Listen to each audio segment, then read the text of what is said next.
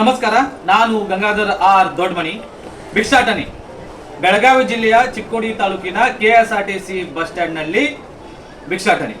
ಅದು ಒಬ್ಬ ಚಿಕ್ಕ ಬಾಲಕ, 12 ವರ್ಷದಿಂದ 14 ವರ್ಷದ ಕೆಳಗೆ ವಯಸ್ಸಿನ ಬಾಲಕ ಭಿಕ್ಷಾಟನೆಯಲ್ಲಿ ತೊಡಗಿದ್ದು, ಹಾಗೂ ಅಲ್ಲಿಯೇ ಇಬ್ಬರು ಹೆಣ್ಣು ಮಕ್ಕಳು ಚಿಕ್ಕ ಚಿಕ್ಕ ಕಂದ ಮಕ್ಕಳನ್ನ ತೆಗೆದುಕೊಂಡು ಭಿಕ್ಷೆಯನ್ನು ಬಿಡುತ್ತಿದ್ದು ನಾವು ನೋಡಿದ್ದು.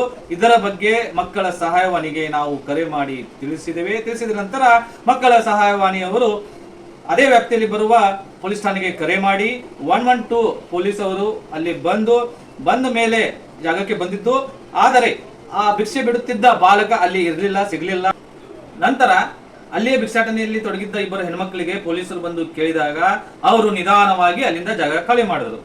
ಆಮೇಲೆ ನಾವು ಮತ್ತೆ ಪುನಃ ಮಕ್ಕಳ ಸಹಾಯವಾಣಿಗೆ ಕರೆ ಮಾಡಿದ್ರು. ಇದ್ರ ಬಗ್ಗೆ ಏನಾಯ್ತು ಅಂತ ಕೇಳಿದಾಗ ಅವರು ಹೇಳಿದ್ದು, ಈಗ ಅವರು ಸಿಗಲಿಲ್ಲ ಅಂದರೆ ನಾವು ಪುನಃ ಅಲ್ಲಿ ಬಂದು ನೋಡಿ ಆ ಬಾಲಕ ಭಿಕ್ಷಾಟನೆಯಲ್ಲಿ ತೊಡಗಿದ್ದರೆ ನಾವು ರೆಸ್ಕ್ಯೂ ಟೀಮ್ ಅನ್ನು ಕಳಿಸಿ ಆ ಹುಡುಗನ್ನು ರಕ್ಷಣೆ ಮಾಡುತ್ತೇವೆ ಎಂದು ಹೇಳಿದ್ದಾರೆ.